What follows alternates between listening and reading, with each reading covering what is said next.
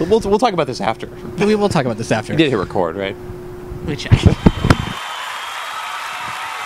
And welcome to Overtime, brought to you by KingsCast at www.kingscast.net. I'm Keith Korneluk. And I'm Chris Kalazewski. Here we are, Thursday night. This will come out probably like 10 days later because we got no pressure on the eve of what should be the banner raising at Staples Center. Chris? That's right, Kings fans. We are back after 3.5 months. Last time we were up here, we were celebrating the Cup win and drinking a lot, and now we're just drinking a lot. Pretty much that's all that's going on. A lot of news, a lot of things to talk about. First of all, there is no NHL hockey. Many games have been canceled.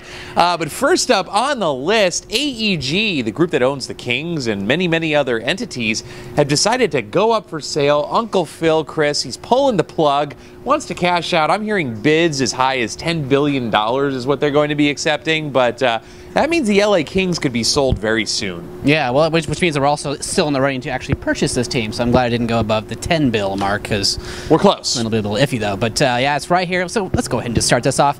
Let's see what our top 10 things KingsCast would do if we owned AEG.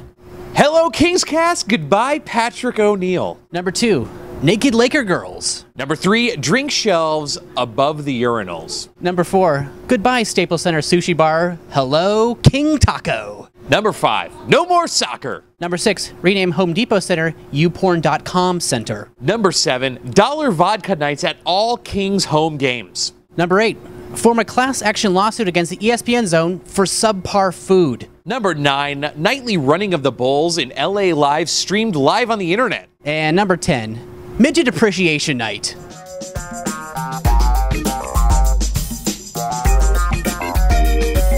Chris, so it's the NHL lockout, and Gary Bettman empowered 21 years, 3 lockouts, 3 work stoppages. Here we are yet again, delaying, of course, the Kings banner raising. What up with that? Yeah, what a disappointing. We kind of knew this was going to happen, though. We talked about it all that sort of last season. It was just sort of lingering over everyone's heads, but it's on. Preseason gone. Sorry to the Frozen Fury people. It's really disappointing. But first 2 weeks of the season canceled. More likely to come. What a bummer as a Kings fan, because everyone was so excited they were going to put the banners in different locations that were actually hanging from the rafters like the rest of the league does. And no, God knows when this is actually going to happen now. Well, a lot of people are saying it's going to happen by December. A lot of players are saying it's not going to happen at all this season, which I think is just a bunch of BS. Trying to play that public relations game. But realistically, I think it is a January 1 or January 2 start at the Winter Classic, which is a bunch of BS. Do we need another shortened season as hockey fans, not just as Kings fans? I mean, we've had to suffer through so much, and I'm sorry, Chris, but I don't feel sorry for a bunch of billionaires arguing with what is mostly millionaires. People that you go walk into their house, it's like an episode of Cribs. Even guys like Kevin Westgarth on the fourth line. I don't feel sorry for anybody. Nobody's going to the poorhouse. Everybody's crying that they're poor. You know what I mean? Let's pay attention to the 47% over here and get some hockey going. So, Keith, obviously a lot of the Kings players are going overseas, getting some hockey in. Kopitar obviously going back to the Swedish League again. Tier 2, Chris. Yeah. In Switzerland. And actually, hold on. Let's talk about this for a sec. Okay, yeah, whatever. It's all the same over there. It's not the NHL. Okay. Shouldn't he have 20 goals? He's one of those guys. I mean, it's the league that he's playing in. He should be scoring maybe a hat trick a night, maybe more. Yeah, yeah, absolutely. And I think that the coach of his team or one of the other teams says Andrei Kopitar is way too good for this league, and I think he's a point-a-game player, maybe just a little bit over that. But you're absolutely right. I'm looking for a hat trick a game. I don't know how many games they played right now. Let's call it 7. You should have 21 goals. Yeah, bottom line. I'm guessing he does not have that. But you talk about the players who aren't going over there. I think Bernier is on a team. I think he signed in Germany. He's over there recently. Tier 2 again. But you think about a player like Drew Doughty. This comes to mind with the situation. You think about a player who has won a gold medal, won the cup. Norris Nam.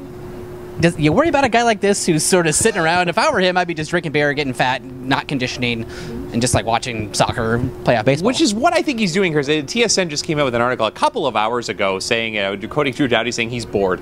Now, he is working out with the London Knights, but he's not playing games. But here's the thing. I think there's only so many non-Russians you can have on a KHL team, which is the top league in the world right now because there's no NHL. So, where's he going to play? And, for so many people, it's like that. I heard Dustin Brown is going to be going overseas pretty soon. Alex Martinez, I think, just signed in Finland. But, God, it's really too bad some of these guys can't go to the AHL because really that's where the, next to the KHL is the best competition. So these guys are literally just going to be sitting around, and we're going to be watching a really disjointed sport whenever it decides to come back, because these guys are going to be, not in playing shape. They might be in shape, but nobody's going to be ready to go. I mean, No. except for the Russians like Malkin and Ovechkin who are playing over there. It's the bottom line, and it sucks for the fans. Yeah, it does. Guess how much? Well, this will be our new contest. Is guess how much Dustin Penner will weigh after the lockout? I'm going to say 300 plus.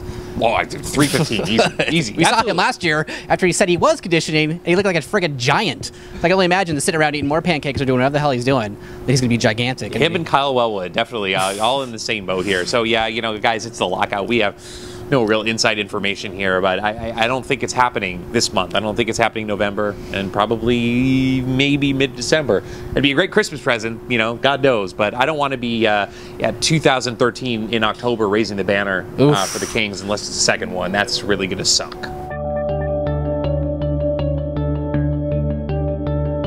All right, Kings fans, we are back with a fan favorite segment. This is a new see ya, and I know it's weird right now. It's like, who are you possibly saying see ya to right now? Well, we're saying see ya to Scott Parse. It's been a long time coming. I know we're very excited about this one. Fans have been requesting that we do this one, especially since he signed a couple weeks ago with an organization that we will not mention. But here you go. It is a see ya for Scott Parse.